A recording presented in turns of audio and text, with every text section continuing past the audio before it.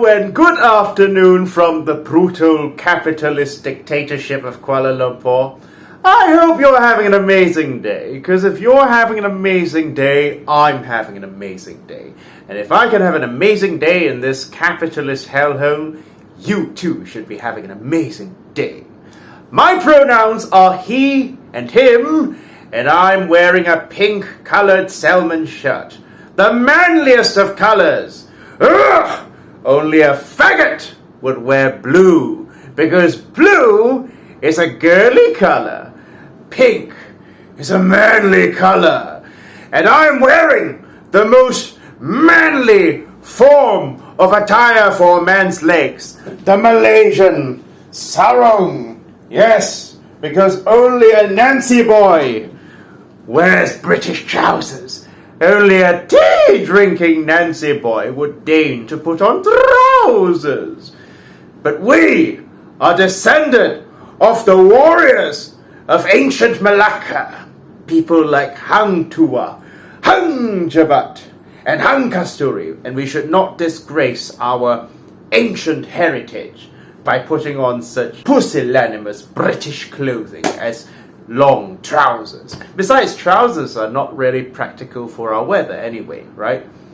So sarongs make a lot more sense because they give your legs a lot more ventilation. See, I'm going to show you. See, your legs actually can breathe. You know, they're not like they're not like wrapped up as compared to when you're wearing trousers. You know, basically trousers are like just a looser form of pantyhose. I don't wear pantyhose. I'm just saying. You know. Anyway, on to today's video. So what I have here is an example of an American military helmet from the First World War, right? It's still in fairly good condition, except for a bit of rusting here and there. But you know, all in all, I'd say it's in rather good shape. In fact, I think it suits me quite well, doesn't it? It makes me look like a proper working class man now, doesn't it? Yes. Okay, so this helmet, you might notice, has a hole in it, right? Now, why do you think this helmet has a hole in it? This 100-year-old helmet? Well, it's because in its day, it was used as a table lamp, right? This is an example of many such pieces that you'll find, artifacts that you will find from the First World War, known as trench art, right?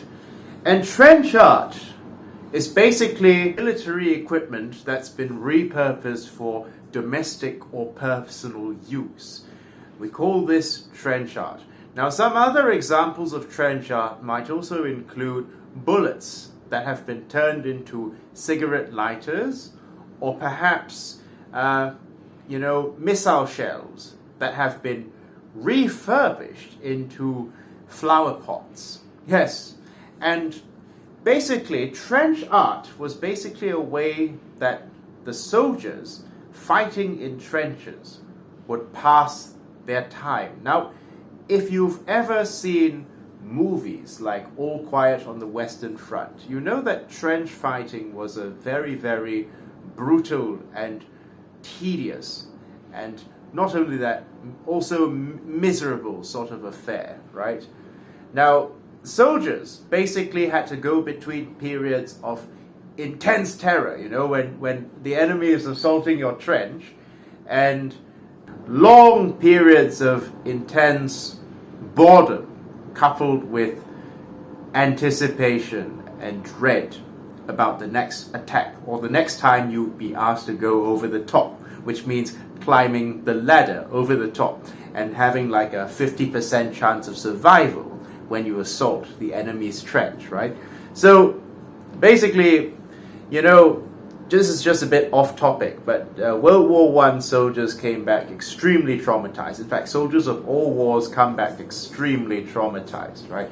And, back then, the psychological associations of the Western world did not really take their symptoms very seriously. In fact, they came up with a euphemism for their post-traumatic stress disorder. Shell shock, right?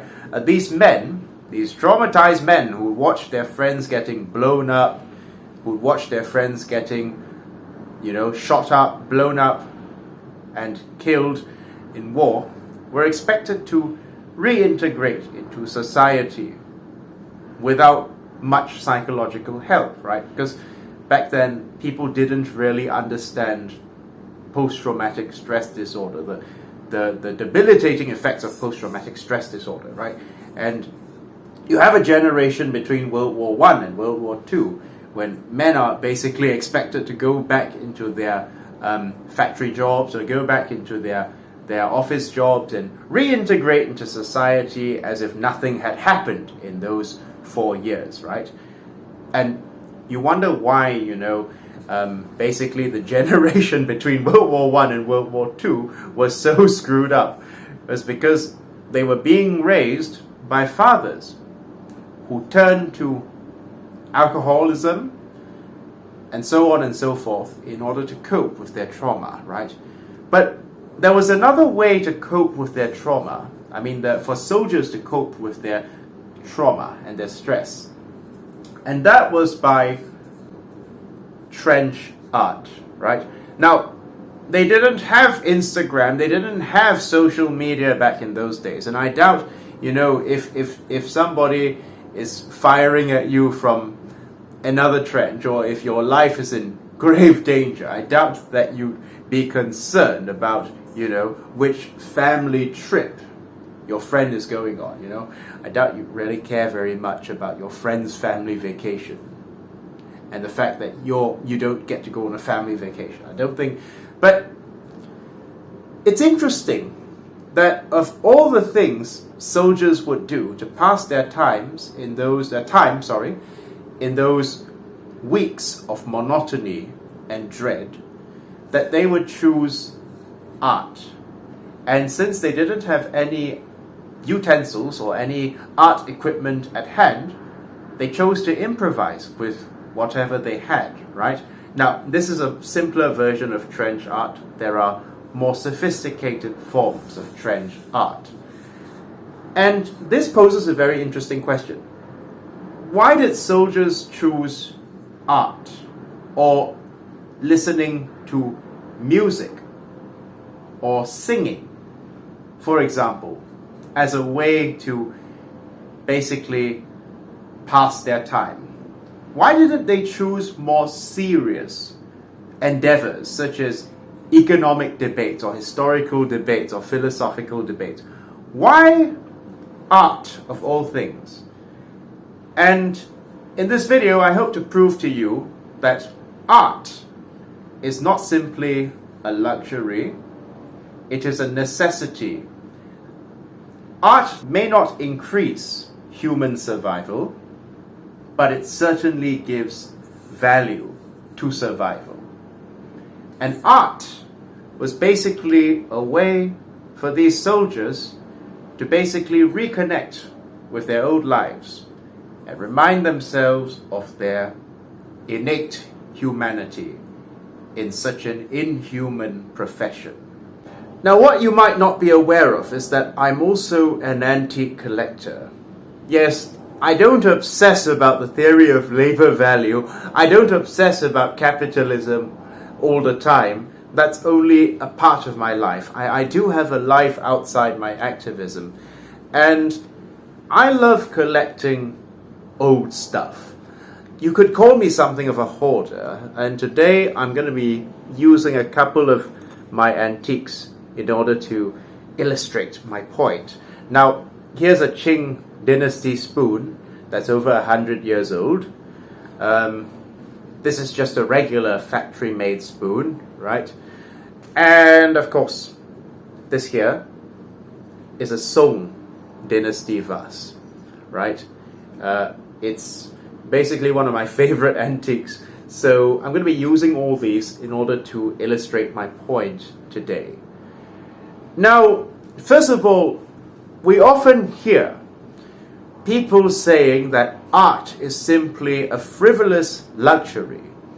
And basically, musicians street buskers, artists, and so on and so forth are basically people with so-called unproductive professions, right? Because they do not make a capitalist CEO richer, and they do not tend to produce any finished product, like the spoon, for example, which has a use value, right? So there are many people in our modern capitalist society who question the necessity of things such as literature, poetry, philosophy, and of course paintings and music, regarding these things as frivolous, unimportant, and superfluous for our survival. And this can be seen in the novel Hard Times by Charles Dickens, in which its protagonist, Mr. Thomas Gradgrind, the headmaster of a school, basically condemns anything that is not fact, right? Gradgrind basically tells his students, facts. Mark that, children. Facts alone are wanted in life. Plant nothing else, and root out everything else. The minds of reasoning animals, and that is what you are and what I am, and that is a fact, can be properly formed only by fact. That is the principle on which I bring up my own children. And in this school, you'll be brought up on it too. Stick to facts, sir. That is your charge here. When Dickens published Hard Times in 1854, the capitalist mode of production had reached its apex and the Industrial Revolution was in full swing. So, with that came changing societal mores and changing societal attitudes as well. For example, there came to be known an unspoken rule known as Victorian utilitarianism, right? Basically, Victorian utilitarianism stipulated that if anything did not serve a use value, did not serve a utilitarian value, that thing was not of much use to society. So, while artists, musicians, and court jesters even were relatively respected professions in feudal times, in the transition from feudalism to capitalism also came a changing attitude towards these professions. Now, that's not to say that the Victorians did not appreciate art, literature, music, and comedy. In fact, some of the best pieces of literature, such as Les Miserables, as well as Dickens's books, which I have brought up on several occasions on this channel, were written in this time period, right? But these books were written basically as a social critique on the material conditions of capitalist society, something that right-wingers love to ignore when they say that Western literature is the greatest literature in the whole world. Now, that's not to say that the transition from feudalism to capitalism did not bring good things. It would be amiss in order to not give the capitalism its due in bringing certain benefits to the world, right? For example, the establishment of rule of law, rather than the absolute power of the monarch. Everybody in society was now, to a greater or lesser extent, subjected to rule of law. I mean, if you're part of the bourgeoisie, the business class, rule of law is flexible. But overall, people enjoyed far greater human rights under capitalism than they had ever enjoyed during feudalism, right? As well as the liberation of the peasant from strict feudal structures which prevented upward mobility to the peasant, capitalism also enriched a significant number of the peasantry, right? And created a booming middle class in the developed capitalist country. Now, those middle class farmers or middle class bourgeoisie people that Jane Austen focuses on in her novels, 100 years before her novels would have been peasants, right? The standard of living that they enjoyed in the time of Jane Austen was not something that they could ever possibly imagine had they been born a century before the Jane Austen era, the Georgian era, right? So, yes, it would be amiss to say that capitalism has not lifted people out of poverty. And even Karl Marx, in his Communist Manifesto, accepts this. However, capitalism is treated by the bourgeoisie as the end stage of history, right? But the socialists and the communists will say that no. The problem here is that in its early days, yes, capitalism did indeed lift many people out of poverty. It gave people relative equality before the law, and it basically stifled and put an end to the power, the absolute power of the monarch and the church, right? So, in the 18th century, the bourgeoisie were a revolutionary class, right? But in the late stage of capitalism also comes the side effects as a result of this new mode of production. And one of these side effects is Victorian utilitarianism, which basically means a contempt, an unspoken contempt towards artists, musicians, and anyone else who does not produce surplus value or does not produce anything with use value, right?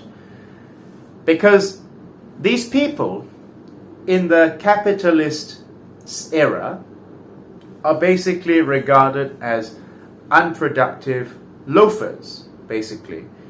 And it's not to say that the Victorians didn't appreciate art, as I've mentioned. But if you'll notice the difference between feudal buildings and Victorian buildings, you'll notice that Victorian houses, even the houses of rich Victorian people, tend to have a very austere kind of design, a very minimalistic, austere kind of design, right? And you will notice that even the fashions of upper class men in Victorian times takes on a very, very utilitarian, sober, and conservative, if I may use that word, conservative appearance compared to the frivolous and colorful and interesting fashions of the previous epochs, right? Victorian fashion, at least for men, was very, very sober, conservative, dull, and utilitarian, meant to make him look more like a work horse or a machine rather than a human being with a soul, right? So Flugel, the academic, the historian, refers to this as the great masculine renunciation, when men basically gave up their fashion freedom, at least in European countries, and basically adopted the uniform of the bourgeoisie or the industrial overlord, right? A black coat, white shirt, and black trousers and black shoes. Now, even Beau Brummel, who is credited as the founder of the modern men's suit, could not have imagined how rigid and stuffy and conservative and conformist Victorian fashion would end up becoming. Because fundamentally, the Victorian era was an era of puritanical conformity and Christian conformity, as well as an obsession with utilitarianism, right? Because fundamentally, capitalism is basically about not only maximizing profit, but maximizing utility. At least that's supposed to be the philosophy behind capitalism, right? Anything that does not produce utility is useless. Now, Gradgrind basically personifies Victorian utilitarianism. And when we say a person hates the arts or humanities and only sees value in things such as business or science or technology or other serious subjects like grammar and mathematics, we can call that person a Gradgrind, because that person does not see value in the arts or humanities, because that person sees the arts and humanities as a frivolous waste of time. So capitalism essentially changed society's attitude towards things such as art and literature and poetry. And basically in previous generations there had always been Gradgrinds. Even before Gradgrind was created by Dickens, there had already been Gradgrinds. But capitalism not only created more Gradgrinds, but it basically made being a Gradgrind part of normal social behavior, right? Now, the thing is that if you read till the end of Hard Times, you will find that Gradgrind actually changes his attitude at the end of the book, right? Gradgrind, and spoiler alert for those of you who haven't read it, discovers the error in his ways when he finds that he has brought up his students only on cold, hard fact and cold, hard utility, because he believes that art or poetry or imagination will be of no use to them. He discovers that he has indirectly, unintentionally created monsters. Father, I'm here.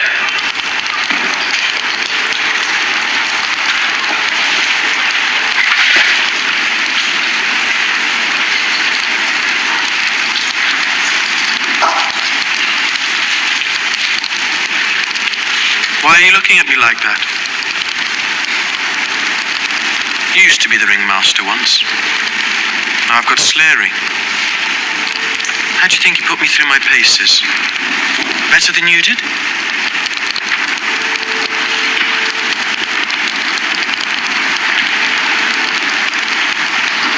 How was it done? You mean my face? I mean the robbery at Bounderby's bank. I forced the safe myself overnight, and then left the door half open. I'd got a key specially made, and I dropped it near the front door when I went out. You took advantage of that man's situation. That man, Blackpool. To have him loitering about the bank at night to throw suspicion on him. I told him there might be a message for him, perhaps about possible employment. That was the implication. No remorse. If X number of people are employed in positions of trust, then Y numbers out of the X will be thieves. Isn't that a reasonable proposition? Haven't I heard you talk 1,000 times a week about the laws of probability? There's one. The man is dead. Tricked. Now dead. If he'd stayed strayed away in his new work, which would have been the logical course, instead of responding to impulse. You always despised impulse. Thomas, what did you expect from me? Who taught me? Facts, Father.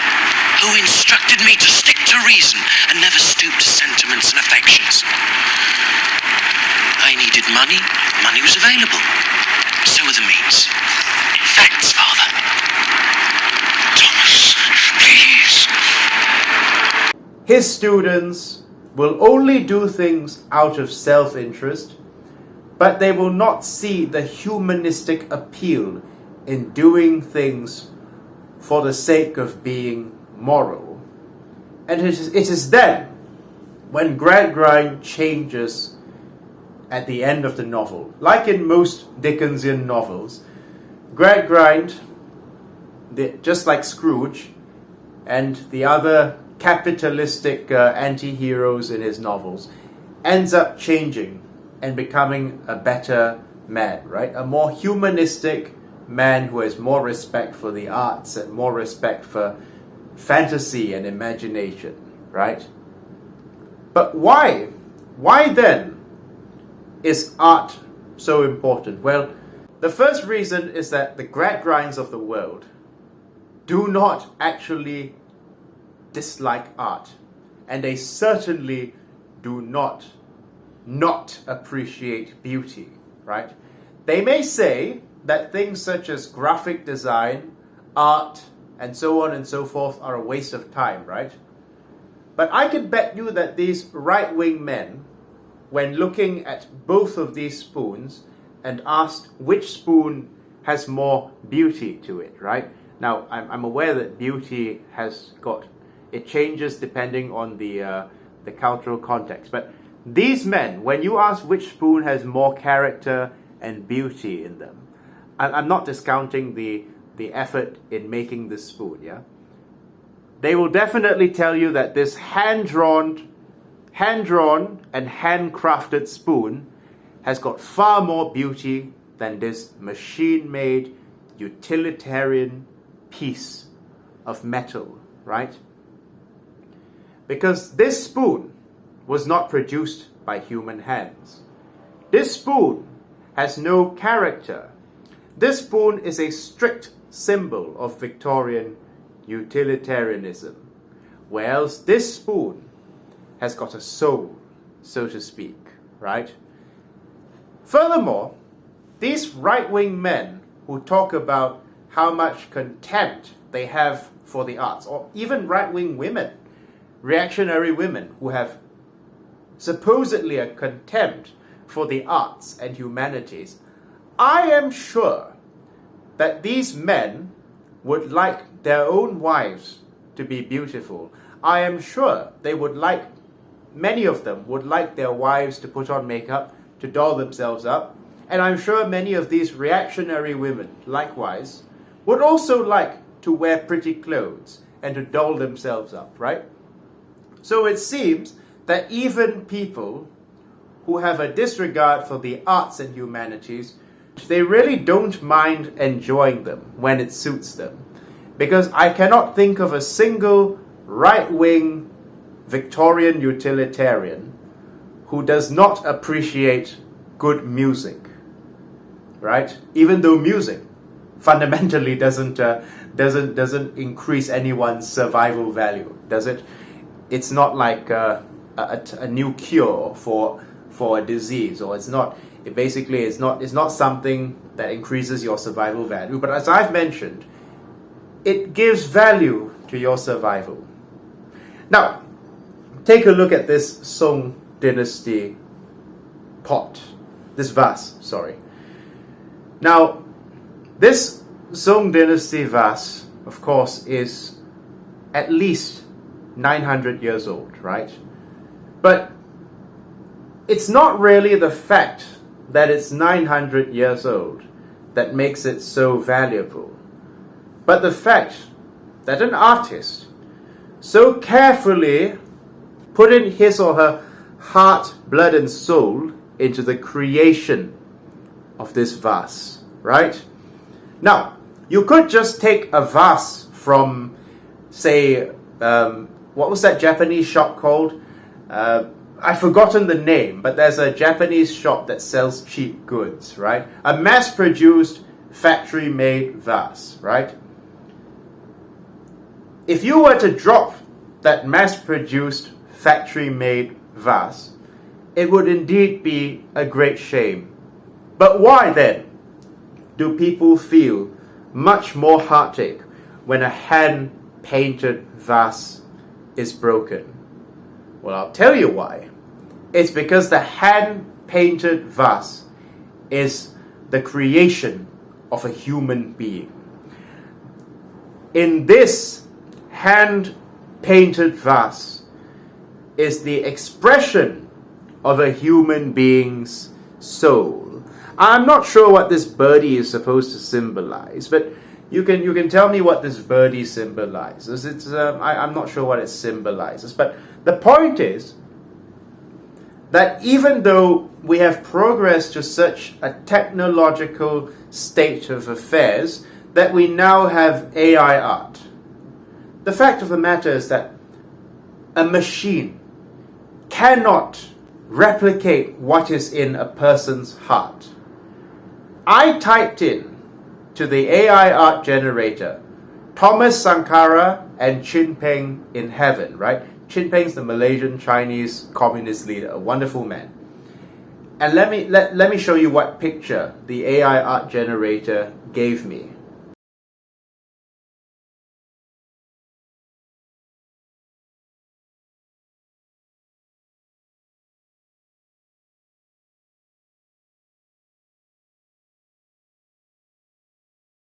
Because fundamentally a machine is able to understand and interpret vast sums of digital data, but the machine cannot understand the human heart, by which I'm not referring to the biological organism.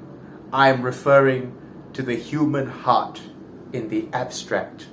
A machine is able to perform vast calculations that can put even the best accountant or the best mathematician to shame. But a machine cannot understand the human soul, because at the end of the day, a machine is just that, a cold, hard piece of metal. And that is why a society that is based around AI or artificial intelligence is not the type of society I want to live in. No doubt,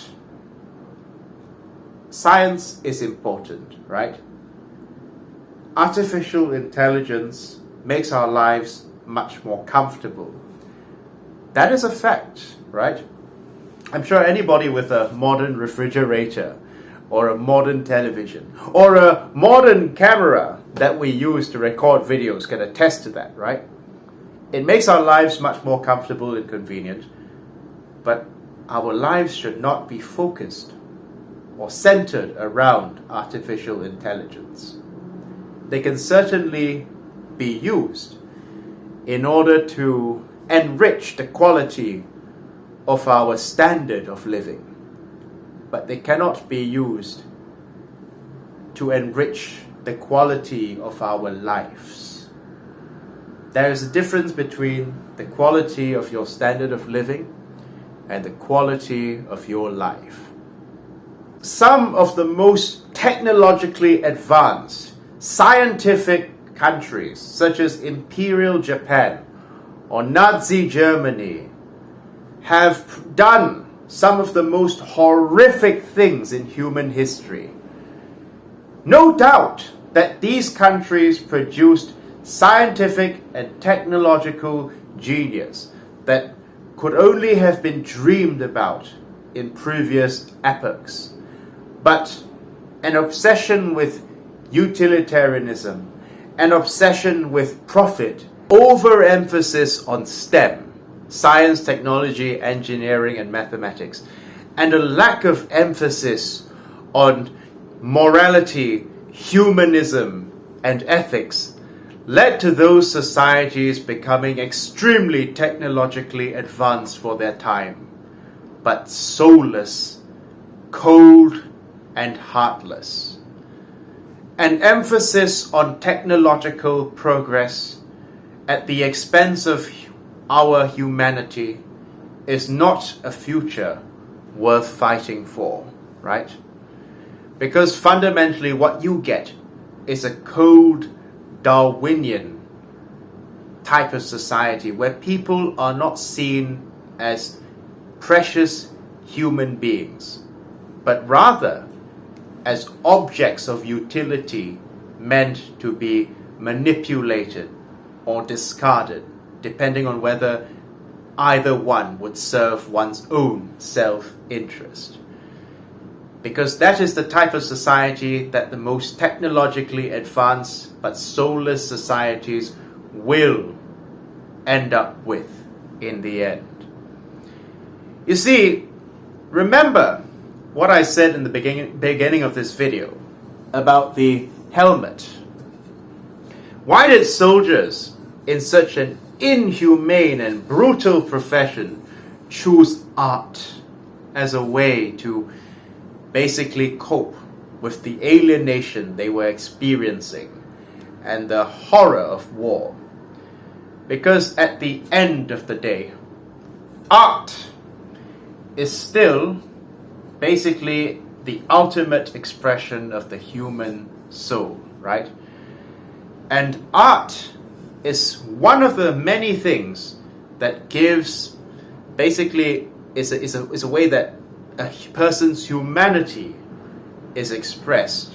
Because at the end of the day, art is still the ultimate expression of a human's humanity, right? There is no better way for us to express our deepest feelings than through art. And that is why some of the greatest songs, such as Amazing Grace, for example, have come from the bottom of people's hearts, right?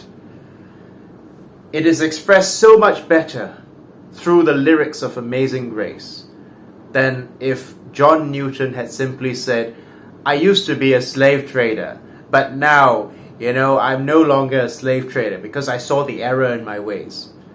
Do you see how amazing grace, how sweet the sound that saved the wretch like me, is so much more moving? How turning your personal feelings into music or poetry is so much more moving than simply stating these feelings as a matter of fact.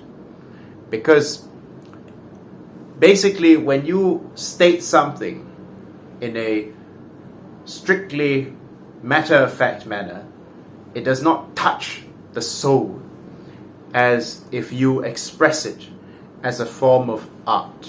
Because art is not something that a machine can replicate. Art and humanities and literature, these are things that only human beings are capable of creating. Beavers, you see, I'm not putting down the engineering profession, but beavers are also capable of things that engineers can do, right? Beavers are able to build dams, not perhaps at the same level as an engineer who'd been trained for 4 years at university, but they're able to build fairly sophisticated dams that are able to control the tide of water, right? So beavers are able to do science, right? But are beavers able to produce music? Or are beavers able to basically debate on ethics? Or are they able to write poetry? Because it is those things that make us human. Not putting down engineers, by the way. Just as a final note before I end this video, I don't mean to disrespect you if you did a business degree or if you did science or mathematics, or economics or any other serious subject, right? Now, those are perfectly respectable subjects.